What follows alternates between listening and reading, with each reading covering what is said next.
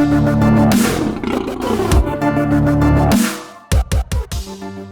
right, guys. I want to welcome you to our first episode of the Dream Builders podcast. So I'm your host, Adrian. I'm here with Randy Najjar from Sapphire Luxury Homes and Landscaping. And I guess this is the first time we did something like this. So what's our vision for this podcast? What can people expect out of this podcast, Randy? My hope was that people can get a deeper look into who we are, what we do, what my background is and where I've come from, and kind of what Sapphire is all about, what differentiates us from the rest of the builders out there and designers, and where we're at now and what we're planning on being, and just kind of get a little bit more of an inside, in-depth perspective of Sapphire and the people that run the company day to day. Perfect. And I think there's also like a lot of experiences and shared experiences with us on the business side and challenges and things like that I'm sure a lot of people would be interested in. So For sure. with that being said, we're going to kick off our pilot episode. So why don't you take us back to the very beginning? Like, when did the idea of homes building, when did any of it even come into the picture? There's so many different things that came together perfectly, we'll say, to get me to the place that I am now. If we go way back from a very young age, I'm talking about when I first started walking, 2 years old, 3 years old, I used to walk around the house. My grandma tells me stories, recollections of with a tool belt around my waist with, plastic hammers and screwdrivers. And the reason for that is my uncle, my dad's brother, is a carpenter, handyman. And, he's been in the construction world my whole life. And I used to look up to him, and I always had fond memories of working with him and doing things in construction. And in fact, as soon as I got a little bit older, 10, 11, I think 12 years old, whatever it may be, I started working with him uh, weekends and like Saturdays and summers mainly. And that's how I really got to learn about construction. And even younger than that, I have pictures of going to his workshop and, you know, messing around with things. And I used to build toy cars or whatever it may be. So I really got into the whole construction side of things at a very, very young age. And then as I was getting older, I always liked math. I always did well in math class, and especially algebra and geometry. And I always was into art. So a lot of drawing, drafting. I took art classes in the summertime. Actually, my mom used to sign me up for these art classes at local elementary schools or whatever. They had them for summer camp type things, and used to do like drawings and things like that. So I learned a little bit about that. And in sixth grade, I actually took an aptitude test where they kind of test, strengths and weaknesses, and they come up with a list of what potential careers that would work for you. And the first thing that popped up on that list was architecture or architect. And I didn't even know what that was, right? I was 10, 11, 12 years old. And so I was intrigued. I started researching it and asking around, and it was, the math and the drawing and the construction kind of tying all that together is put architecture at the top of the list. And I was intrigued by it, and designing buildings or homes or whatever it may be, that seemed appealing to me. So seventh grade, going to middle school, I signed up for a drafting class, and I liked that. And then I got into high school and I took some architecture classes, and I really liked those a lot. I always liked creating and designing. And with architecture and with what I do, there's so many different things that come together. There's the math and the drawing part, of course, but there's the creativity, there's the design, and there's the marketing side of it, which I also enjoyed, right? Being able to, how do you market a new community or a new home or a new product, whatever it may be, which I enjoyed as well. So fast forward senior year, or junior year, senior year, whenever it was, start applying for colleges. I had pretty much made up my mind that I wanted to be an architect. I only applied to Lawrence Tech University, and I got accepted. And so I went through that architecture program. And my second year, I had a professor that was, that asked me, what do you want to do? I was like, oh, I want to own my own architecture firm. That's my aspiration. He's like, oh, cool. So you're going to go through the whole process of becoming a registered architect. was like, I mean, I'm in school. Isn't that's why I'm here, right? He's like, Yeah. well, it's more than just a bachelor's degree. I was like, no, I don't. Tell me more. And he told me it's a 4-year bachelor's, a 2-year master's. At the time, it was like 5,600 hours of apprenticeship and 9 state exams. And I was taken aback a little bit. I was like, really? That seems like quite the journey. He's like, yeah, typically, anywhere 8 to 10 years. 8 to 10 years, you could be a brain surgeon in 8 Yeah. to 10 years. I was like, okay. I mean, I'm not sure I'm up for that, but what is the, you know, expectation after all that? Most guys are making, 60 to 80,000 a year after. I was like, so you're telling me I'm gonna have a bachelor's, a master's, registered architect, a license, and that's my expectation. Like, that doesn't sound very appealing from a financial perspective, and that kind of took me in a different direction for a moment. So backing up a little bit, both my parents, my dad and my mom, were in the real estate business Yep. from a very young age for me. And when I say real estate, they're helping people buy and sell homes and businesses. So I was always around that part of the business world. And in high school, I did a co-op program where I was actually working with my dad after school and doing some administrative stuff on the real estate side. So I got a little experience in that, and I kind of liked it. Um, and then, the '07, '08 financial crash happened, and my dad actually ended up joining the military and going to Iraq to work with them in that war.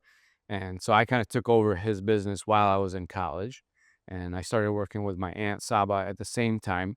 She was helping me supplement some of my business with her real estate uh, needs, and so I got a really good experience of the whole real estate side of things. And then I met a builder that my dad had connected me with, who kind of took me under his wing a little bit, and I was doing sales and selections and land acquisition and things of the sort with him. And I really enjoyed that part of it. It kind of brought in that little bit of that construction side, a little bit the architectural side and the real estate side all together. Then I met another builder out in Shelby Township that was building some really cool homes at the time, and um, he liked what I was offering, and I started working with him. And we're talking about 2009, 10, 11. Now it's 2012, and I'm helping build with these builders. We had 20 something homes going at the same time, and this is when the market was coming back, was feeling good, and the challenge I was having was these were your typical builder stories that you hear out there. They were kind of one-man bands, back of napkin type stuff, handshake deals. And it started becoming a real issue where clients were expecting one thing and they were getting something else, whether it was timeline or, the type of flooring or quality or whatever it may be. And I was the face of these transactions as the sales representative and selection specialist. So I was getting a lot of that heat. And I only had so much control because I did nothing on the construction side. It was their own construction companies. I just represented them. We got to the point where that's all I was doing for day in, day out in early 2012. And I started getting the thought, like, I feel like I can do a better job than this if I was the builder. Like, yeah, maybe I don't understand the whole construction process as good as them in terms of the home construction, but I understand business and, more importantly, like, client satisfaction uh, better, I felt. And so I went and got my builder's license in early 2012. And then at the end of 2012, I started Sapphire. So November 12th, 2012 is when it got incorporated. I'll never forget that date. So we're going towards 14 years. We're 13 and a half years in right now. And that's kind of the origin story of from childhood to the start of Sapphire. And the funny part is, I mean, you and I have known each other for a very long time, since we were kids. So we were kind of taking a little bit of a parallel path. I didn't know half the stuff you said, to be honest, but to the point, even Lauren Stack, I went the engineering route, you went this route. But even when you were doing the real estate stuff, I kind of had my creative, side thing that was what it was doing for me while I was going through school. So you supported me in a lot of that stuff. We were designing. I mean, I still have, business cards from real estate. And I remember when we were sitting in your condo trying to figure out like a name for Sapphire. Yeah. So, the direction that I want to take this in is I think you did something that a lot of people didn't do. Whether it's right or wrong, it's the path that you did, but you put a big emphasis on marketing and branding. And basically a lot of things you just said. You can do this better, a client journey, but there's a big emphasis on how do we convey that.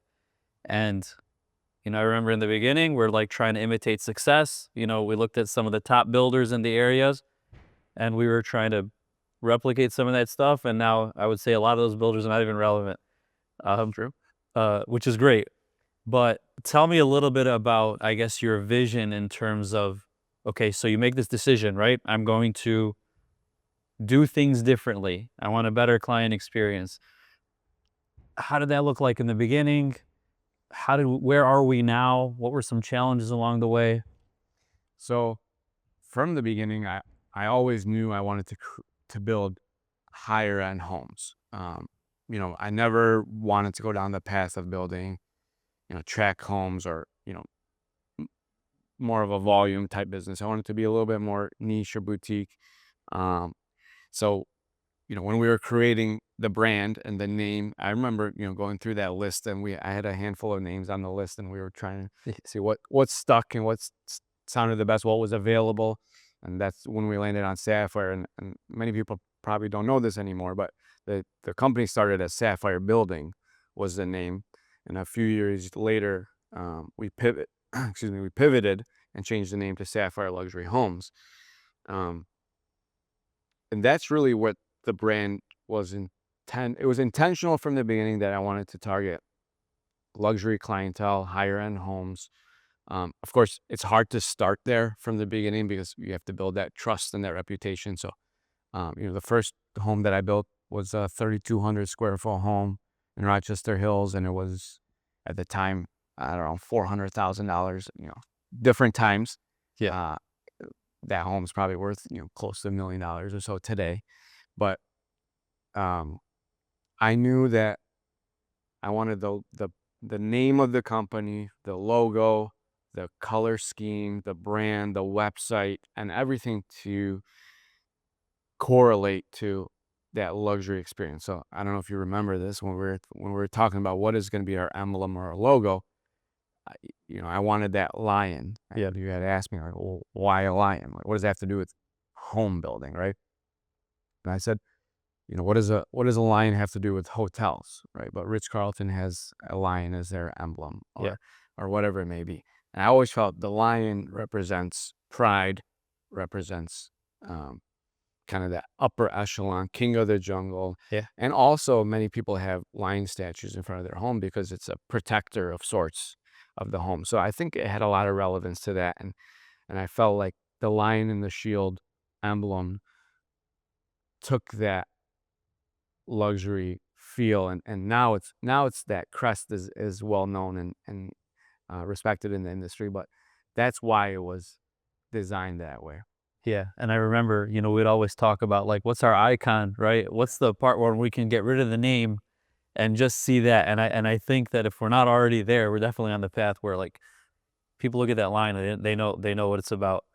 I want to talk about challenges because I know right now you're building beautiful homes. A lot of people see it. You're very well known. And a lot of people don't know. Like, I still remember the conversation one time we were just talking because you were a big influence on me. It took me forever to quit my my corporate job and do my thing full time. But you told I just want to take a step back. Yeah. Just to give some context here. I've known Adrian since probably elementary school. Yeah. We used to go to the same church and catechism classes where we kind of knew each other. And then 7th grade, we went to junior high. And I vividly remember seeing you at the lunch table and sitting by you in 7th grade. We were both new to the school. Shout out to Jeanette Junior High. Yeah. And, we've been friends ever since. Obviously, we went to high school together. We ended up going to Lawrence Tech together, different paths, but same school. And Adrian and I have been working together pre-Sapphire and from the inception of Sapphire and ever since. So we've had a long history together, which I think has been, one of the blessings of my career for sure. Absolutely, I appreciate that. Likewise, and I think, yeah, I'm glad you said that because there's probably a bunch of people that are like, "Why does this guy know all these details, all this conversation?" Because we talked a lot, especially about challenges and whatnot. Yeah. And I remember one time, you told me you were having a conversation, I think, with your mom, and she made a comment. I think that most people give up when they're 95% of the finish line. It's kind of like, why are you talking about that? So I think a lot of people don't know this, but at one point, maybe not that long ago, you were ready to just close the doors. And it's definitely true. It was a very challenging time in my career and in the history of Sapphire. So, incorporated Sapphire in 2012. I signed my first project, that one in Rochester, in 2013. Halfway through that project, I knew this is what I wanted to do, and I loved what I was doing. So, finished that home in 2014. In 2014, I started signing up a bunch of homes, and I was a one-man band at the time. I hired my first employee, and then a laborer, and then an assistant. And I remember hiring my first project manager, and that was a very challenging hire because it was a big salary. It was more money than I was paying myself or making at the time, but I knew in order to grow, or in order to even fulfill the job that I had just signed up. And my expertise, remember, was more on the sales side. So I was Yep. good at selling the jobs. Now I had to execute. I had to actually physically make these homes get built from the Yep. ground. So I definitely wanted help in that realm. So I remember hiring Todd at the time, and that was a big move. So let's fast forward 2014. We're building 15, 16, 17, 18. Things are going well. I'm slowly, incrementally improving. Now, granted, am I making a lot of money? No, I'm not. I'm paying myself a salary at the time. I was taking a draw just from the business just to make ends meet, because Yeah. this business is capital intensive. Um, you know, I you need as many dollars as you can get, whether it's for marketing and advertising, or land acquisition, or sometimes fronting some of the um, cost to build these homes as you're waiting for a draw to come in, or an owner payment, or whatever it may be. So anyway, we're growing, and I recall in 2016. Um, Now, mind you, I'm working in the back of a real estate office. Yeah. Keller Williams in Troy. That's where I started my. I don't want to say I started my real estate career, but that's where my real estate career blossomed Yep. as an individual realtor. So as I transitioned to Sapphire, I was just working out of this 10 by 10 office that I had, in my real estate office, and I would meet clients and prospective clients in the conference room. And when I hired my first assistant, they were just in a cubicle outside of my office. So um, as we were growing, I realized I needed my own space, a space that said Sapphire on the door rather than Keller Williams. Yep. And so I started looking around for office space or whatnot, and I found this space in Troy that I really liked. And I was really close to signing the contract, or the lease agreement. And I remember at the time it was roughly around $4,000 a month. It was $50K a year. It was a 5-year minimum guarantee. I'm like, okay, so 5 years in, it's $250,000 invested into this office space. Yeah. But I get no Sapphire name on the building or on the door. I'm just, a little tag on the wall somewhere, and I got to draw people in. So what's my value after 5 years? Nothing, right? So I started thinking outside the box a little bit. And I was like, you know what? What if, instead of getting an office space, and this goes back to your earlier question about like branding and marketing too. Yeah. Um, what if I get a piece of property that is street facing on a fairly busy street in a prominent area, and build a model home or a spec home and use that as my office and as a model home? I felt that was going to be a better value or a better use of my money for multiple reasons, right? A, I'm building a home that's worth something, right? So there's Yeah. value in the home. B, being on the main road was strategic, trying to capture engagement from regular traffic or whatever it may be. So I started searching, and I wanted to be on Woodward or Telegraph or Long Lake or Corton or Maple, and ended up finding this property, a tear down home on Maple Road, just west of Lasser, and it backed up to Oakland Hills golf course. Oakland Hills Golf Course, as we know, the most prestigious golf, country club in Metro Detroit for sure, maybe in Michigan. So I'm getting the best of both worlds. I'm getting the Maple traffic, which I'm on the thoroughfare between Telegraph and downtown Birmingham. Yeah. I'm on Oakland Hills. So it was a great opportunity. And I convinced one of my clients that I was building for that what I wanted to do. And he ended up loaning me the amount it took to buy this property and build the home, because I couldn't go to banks didn't, and they still don't like, residential, speculative residential construction. Yep. So it was a private loan. One of my clients I had built real good rapport and trust with. Obviously, he was making money on the deal. And that's when I started that home. So I actually ended up buying that home or that property in like late 2016, started building in 2017 or so, and then I launched it in 2019. That was the Sophia model. Yep. And that was the home that put Sapphire on the map. That's when I went from a builder to a known builder, if you will. People started recognizing the brand Sapphire. That home won numerous awards.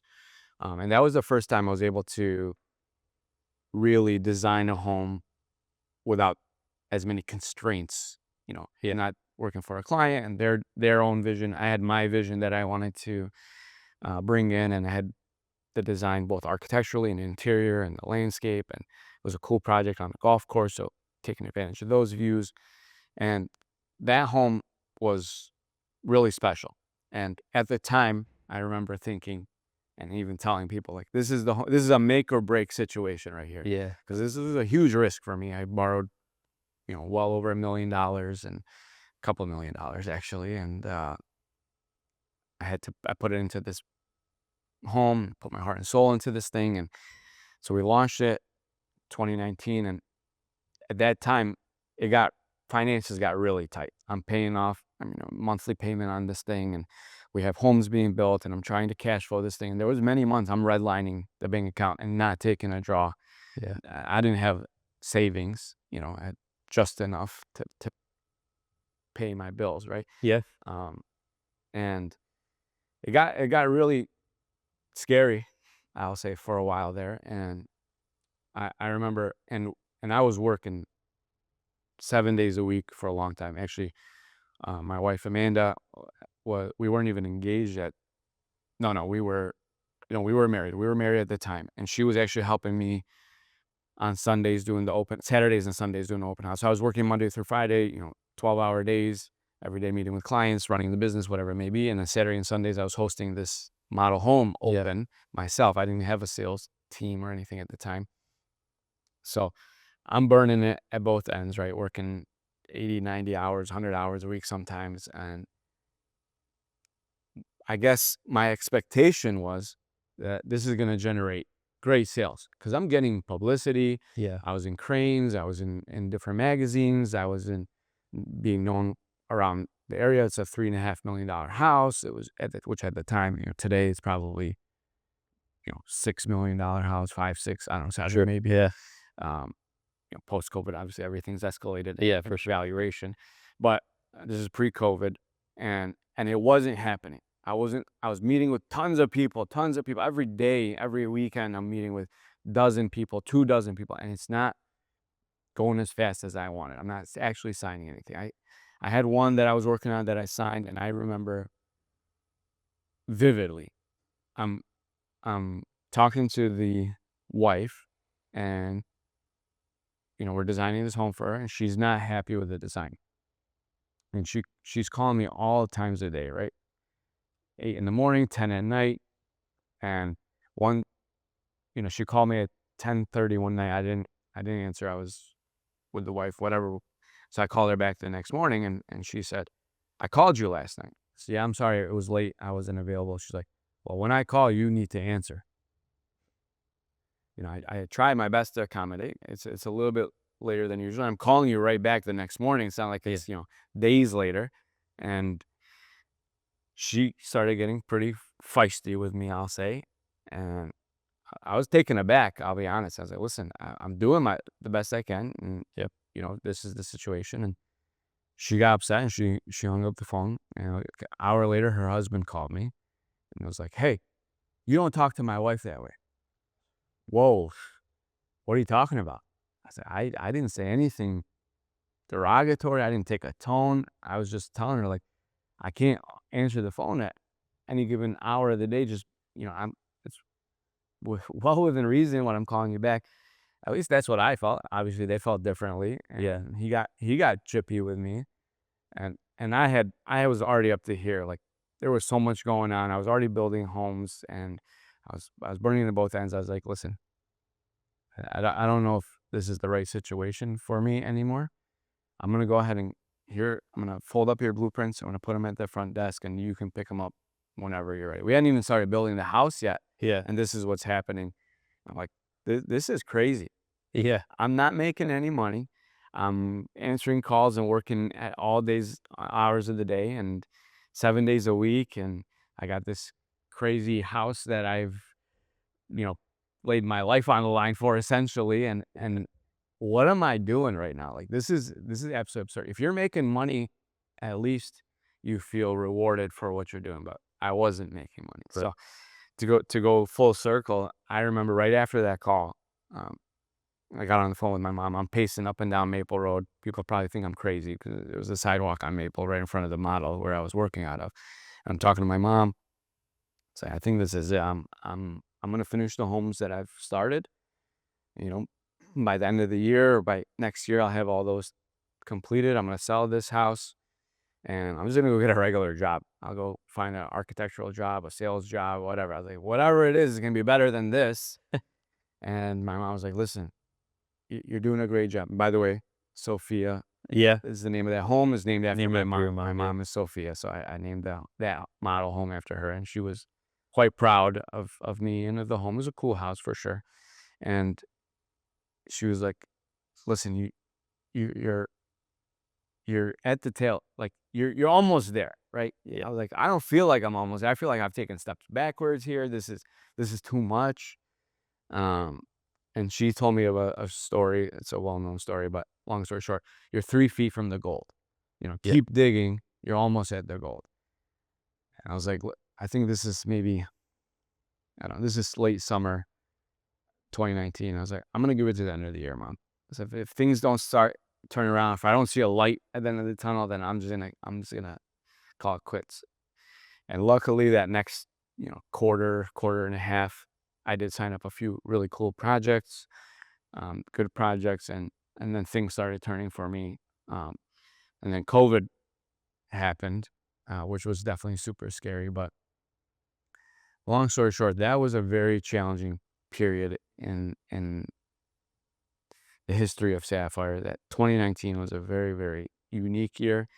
I will say I was seriously and very, like, I was ready to throw in the towel. Yeah, I It's remember. just crazy. A lot of people, when you're looking at a business and you're looking at the branding and the marketing, you don't see those types of things necessarily, but it was Right. it was a real thing that happened. Yeah. And I think I have kind of a unique vantage point kind of from the inside out because like I was there for all of that, and it's Yeah. just like um on that note, kind of being in the background, I think, what Sapphire is today. So we'll talk a little bit about how I don't know if the business model is the right word, but, it's since brought in landscaping and now like interior design. It's really becoming like a turnkey thing, which maybe that was your vision because you've always been forward thinking, but I don't know if it was your vision back in, 2012. Um, but yeah, like how, like where are we now? Like and where do you see Sapphire going? Yeah. Believe it or not, it was always part of the vision. I remember whiteboarding with a friend of mine in my Troy 10 by 10 office and talking about, the vision. How many homes can we build? And what is that price point going to look like if they're, $1 million homes each times 10 homes a year, and, what does that look like from how many employees I need? What other services can I offer to um, cater to my clients and add on to the business? So naturally, like finishing basements was the first thing that we started doing as part of the build, like finishing the basement immediately, being able to do that. A lot of people have misconception that you shouldn't finish your basement when you first build a home. Well, we figured out how we can accomplish that with zero risk. Yeah. And then it was, the design services or landscaping. Now we're doing furnishing even. So that full A to Z offering is really what we're known for and what we're great at. And that was always part of the goal. It's taken many years to build and add all of those components. But our vision remains relatively close to where it started, which is a boutique luxury home builder that's full service. We take on 10, 12 projects a year. Our homes are typically 5,000 to 8,000 square feet above grade, and then another 2,000 to 4,000 square feet in finished basement space. So on average, we're 8,000 to 10,000 finished square feet per home. Right now, our typical price points are $3 to $10 million, most of which are in the $4 to $5 million ranges. Where most of our homes are, and that's all in landscaping, the home, the finished basement, and it varies obviously. But that's our sweet spot. We found our sweet spot. That's what we're great at doing. Are we good at doing multifamily or condominiums or 1,500 square foot ranches? No. That's not our forte. Do I want to build 20,000 square foot, mega mansions? No, I don't want to do those either. We found our niche, in that price point, in that size range, and we're fairly hyper local, right? Mostly Oakland County. We'll venture into Macomb County a little bit, or Wayne or Washtenaw for the right project, but mostly, in the Birmingham, Bloomfield, and surrounding areas. But really continuing to dial it in on the customer experience, the client journey, and making sure that they are well prepared and they are educated on what it takes to build a home, because there's a lot of moving parts and a lot of decisions that need to be made, and typically it's a 2-year process from inception to completion, and all the things that are involved in doing that, and making sure our clients are happy at the end of the day. And that's always been really the key to our success, is putting the client above all else and protecting our reputation from that perspective. And are we perfect? No, we're not perfect, but we strive for perfection, and we always try to do our best and make sure that we accommodate as best as we can. Yeah, I love that.